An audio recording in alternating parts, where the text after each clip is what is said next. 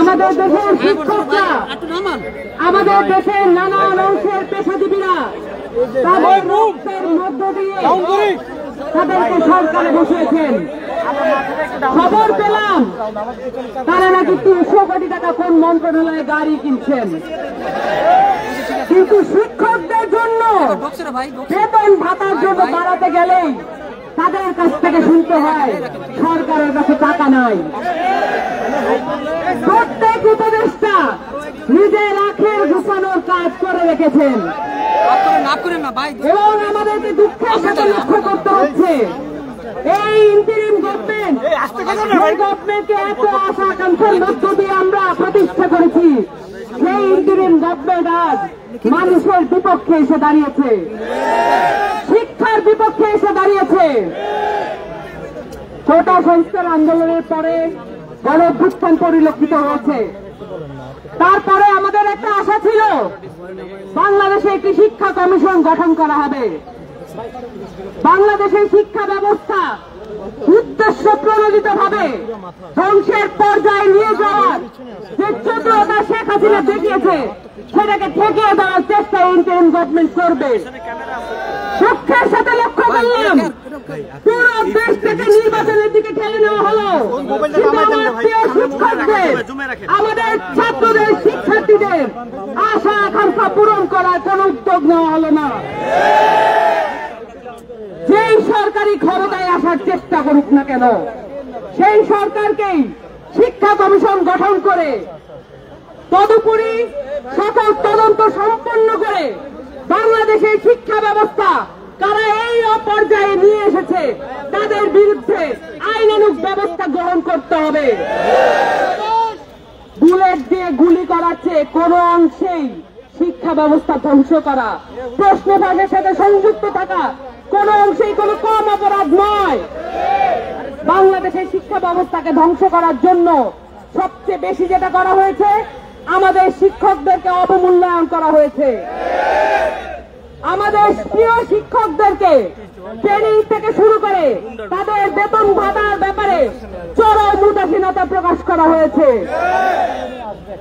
20% বাড়ি ভাড়া দেওয়া লাগবে, এটাও যদি ইন্টারিম গভর্নমেন্টের কাছে চাওয়া লাগে তাহলে তাদের অবস্থান দেখে আমরা পরিষ্কার বাংলাদেশকে উন্নত করার জন্য, বাংলাদেশের শিক্ষা ব্যবস্থাকে প্রত্যেক ঘরে ঘরে পৌঁছে দেওয়ার জন্য তাদের আন্তরিকতা কতটুকু। এই বেতন, যেই বেতন তারা অফার করছেন সেইটা দিয়া কোন ধরনের স্বাভাবিক একটা নিম্নবিত্ত পরিবারও চলতে পারে না। উদ্দেশ্যমূলক ভাবে আমাদের শিক্ষকদেরকে নিম্নবিত্ত পর্যায়ে তারা রাখতে চান। তারা চান তারা যেন শিক্ষক হিসেবে নিজেরা আনন্দ নিয়ে ক্লাসরুমে পড়াতে না পারেন। এবং আমরা শিক্ষা উপদেষ্টা নিয়োগের পরে মনে করেছিলাম তিনি যেহেতু নিজে শিক্ষক, তিনি শিক্ষকের মর্যাদার জায়গাটা বুঝবেন। অবাক হয়ে লক্ষ্য করলাম মাইলস্টোন ট্র্যাজেডির পরে তার নপুংসকতা এবং তার ব্যাপারে সব পর্যায় থেকে অভিযোগ, উনি কাউকে সময় দিতে চান না। ইন্টারিম গভর্নমেন্টের মতো যে অন্তর্বর্তীকালীন সরকার যেটা গণঅভ্যুত্থানের পরে প্রতিষ্ঠিত হয়েছে, সেই ধরনের সরকারের অল টাইম অ্যাভেলেবল থাকতে হবে পাবলিকের কাছে। কিন্তু তারা নিজেদেরকে খুব বড় কিছু মনে করেন, হয়তো তারা খুব বড় কিছু কামিয়েছেন, এই জন্য তারা আমাদের এই প্রান্তিক শিক্ষকদেরকে মূল্যায়ন করতে কোনোভাবেই রাজি করেন না। এবং এমপিওভুক্ত শিক্ষকদেরকে জাতীয়করণ করার বিষয়েও তাদের সাথে কথা বলা তো দূরের কথা, আমরা বাড়ি ভাড়া আর তাদের মেডিকেল যে ফি সেইটা বাড়ানোর ক্ষেত্রেও আমরা দেখি তাদের সাথে যোগাযোগ করা যাচ্ছে না। এবং সেই দাবি জানাতে আসলে 3 জনকে আহত করে ঢাকা মেডিকেল পর্যন্ত পাঠানো হয়েছে। গণঅভ্যুত্থানের পরে, ইনকিলাবের পরে আমরা এই ধরনের চিত্র দেখতে চাই নাই। আমরা এনসিপির পক্ষ থেকে সবসময় যৌক্তিক দাবির পক্ষে দাঁড়িয়েছি, আপনারা দেখেছেন সেটা। বিশেষত শিক্ষা ব্যবস্থা নিয়ে এনসিপি সবসময় কাজ করবে, শিক্ষকদের পক্ষে দাঁড়াবে, এটা আমাদের প্রতিজ্ঞা। আপনারা দেখেছেন আপনাদের সাথে সহমতি জানাতে রাজনৈতিক দল হিসেবে কারা কারা আসছে এবং তাদের কমিটমেন্ট কি নির্বাচনের প্রতি না শিক্ষার প্রতি। প্রতি, সেটা আপনারা প্রত্যক্ষ করছেন।